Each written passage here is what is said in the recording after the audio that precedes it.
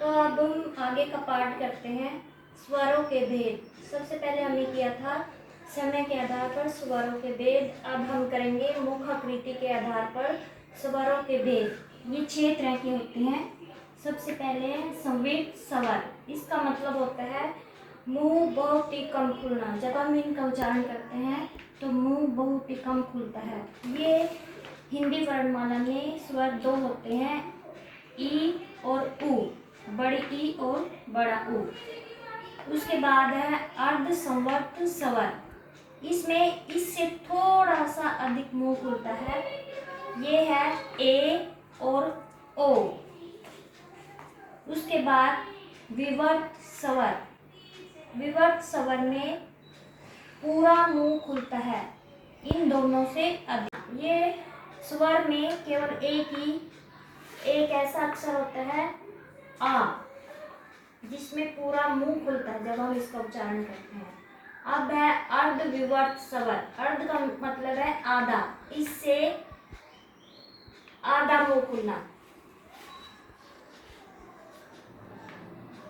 इसका मतलब है इससे कम और अर्ध संवर्त स्वर से थोड़ा सा अधिक मुंह खुलता है। तो इसको दोबारा करो। अर्ध विवर्त स्वर। अर्ध विवर्त स्वर में मुंह विवर्त स्वर से कम और अर्ध संवर्त स्वर से थोड़ा अधिक खुलता है। ये है आई और अ। अब है अगर स्वर। अगर स्वर के उच्चारण में जब हम इनका उच्चारण करते हैं तो इनका उच्चारण जीभ के आगे वाले भाग से होते हैं। ये 5 होते हैं, अ, ई, ऐ, ए और ऐ। अब है पश्च स्वर। इन स्वरों के उच्चारण करते टाइम जीभ का पीछे वाला भाग युग्मक वे होते हैं, जिनके उच्चारण में जीभ का पीछे वाला भाग प्रयोग में होता है। इनके अलावा जो भी स्वर हैं वो पश्च स्वर में आएंगे, जैसे बड़ा आ, छोटा ऊ, बड़ा ऊ, ओ और औ। ये क्या है?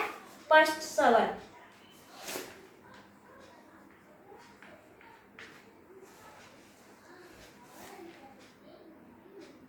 हम देखते हैं ओठाकृति के आधार पर स्वर कितने प्रकार के होते हैं।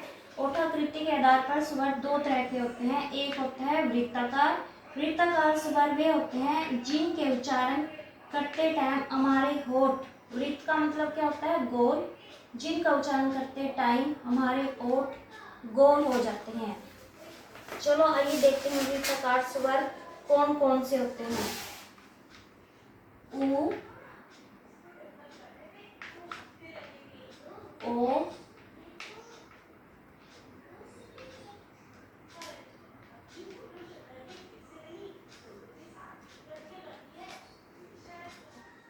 तो सबसे पहले हमने किया वृत्ताकार स्वर। इसमें जीभ का आकार, जब हम इनका उच्चारण करते हैं तो होठ एकदम गोल आकृति के हो जाते हैं। और ये है ऊ, बड़ा ऊ, ओ, औ और अ। अवृत्ताकार में ऐसे देखने से पता चल जाता है कि अवृत्ताकार का मतलब होता है जिसमें ओठ गोल न होकर के किसी अन्य से आकृति में हो जाते हैं। इनके अलावा जो भी हमारे स्वर होंगे वो अवृत्ताकार होंगे, जैसे अ, आ, ए, ऐ,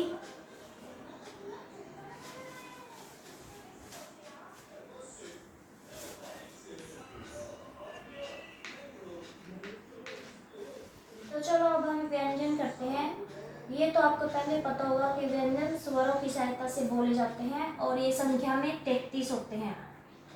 लेकिन जब हम संयुक्त व्यंजन 4 और 2 उत्क्षेपित व्यंजन मिलाते हैं तो ये 39 व्यंजन हो जाते हैं। 33 व्यंजन और 4 संयुक्त व्यंजन और 2 उत्क्षेपित व्यंजन। तो इनकी संख्या 39 हो जाती है।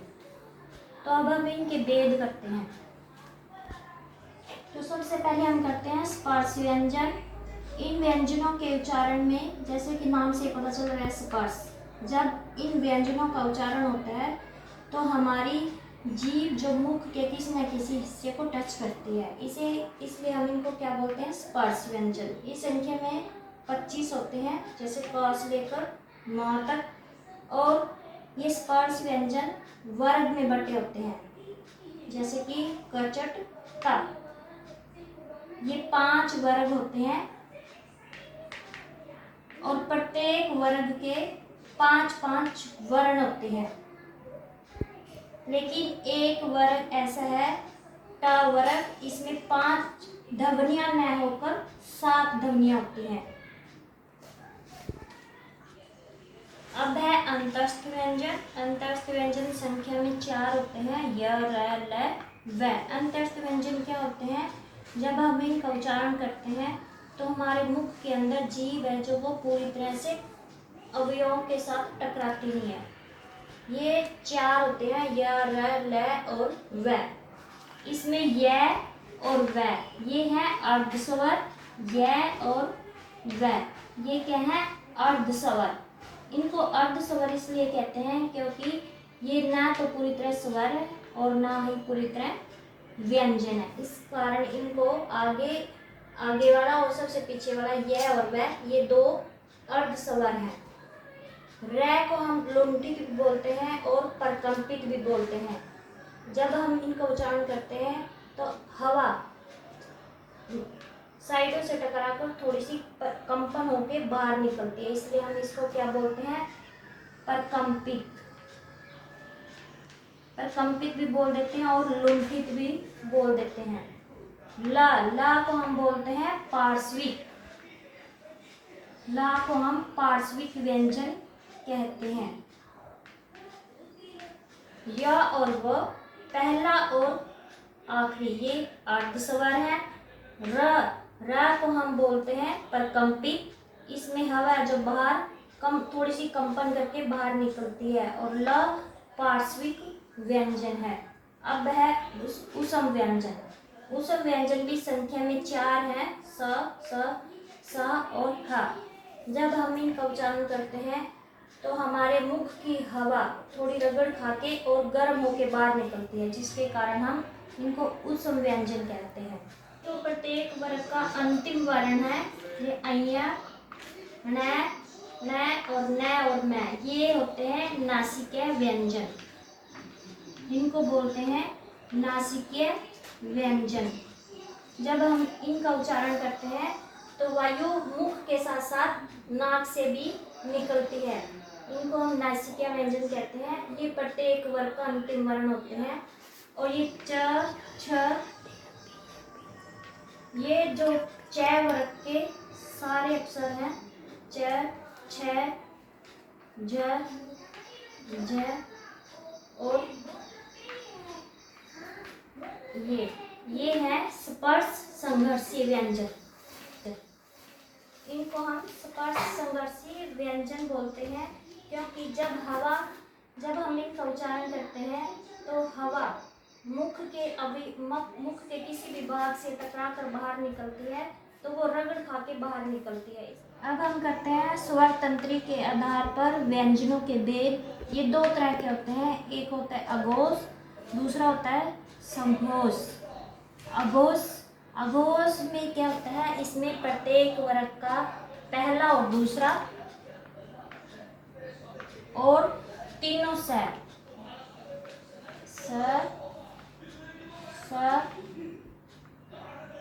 और स ये संख्या में 13 होते हैं। और संघोष इससे उल्टा होता है, ये संख्या में 13 है तो ये 31 होते हैं। अघोष में पहला दूसरा, तो इसमें पहला दूसरा, इसमें तीसरा, चौथा और पांचवा, जैसे स से साथ में चलता है। ये स से सारे स्वर, इसमें जितने भी स्वर हैं 11 स्वर,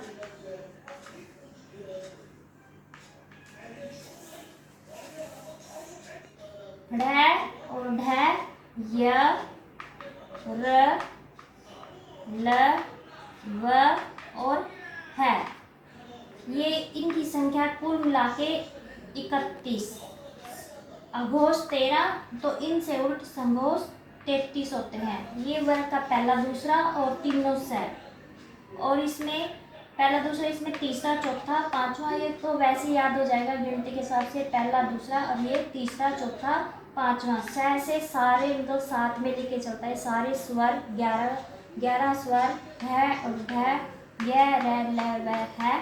तो ये संख्या में 31 होते हैं। अब हम करते हैं प्राणवायु के आधार पर। प्राणवायु के आधार पर जैसे हम इनका उच्चारण करते हैं तो वायु अधिक मात्रा में बाहर आती है, और जब हम इनका उच्चारण करते हैं अल्प मीन्स कम, तो ये जब हम इनका उच्चारण करते हैं तो वायु कम मात्रा में बाहर आती है। महाप्राण, महाप्राण में जैसे कि नाम से पता चल रहा है महा मतलब बड़ी, ज़्यादा, तो इसमें आएगा दूसरा, दूसरे का दुगुना 4, इसमें दूसरा और चौथा, तीनों स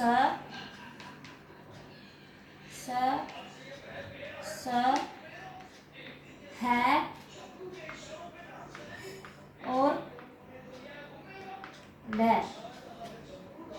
और अलग प्राण में जैसे पहला दूसरा इसमें आ गया तो इसमें तीसरा, इसमें चौथा आ गया तो इसमें पांचवा, पहला तीसरा और पांचवा, और इसमें ढ आ गया तो इसमें ये वाला ढ और य, र, ल और व।